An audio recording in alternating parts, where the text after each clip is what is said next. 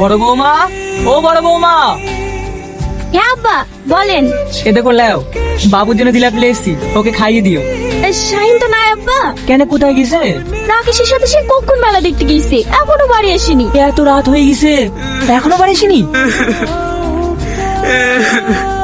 কি রে রাকেশ, তুই একা কেন? বাবু কই? আব্বা, মেলার মধ্যে তো সেই কম না আর গেল, আমি কোথাও খুঁজে পাইলাম না। তুমি কি করলা? একটা জলজান্ত ছেলেকে লেগে হাড়ি ফেললা। আমি তোমাকে বারবার করে নিষেধ করলাম, বাবুকে নিয়ে যাও না, নিয়ে যাও না, তাও আমার কথা শুনলি না। আমার বাবু হারিয়ে গেছে। বাবু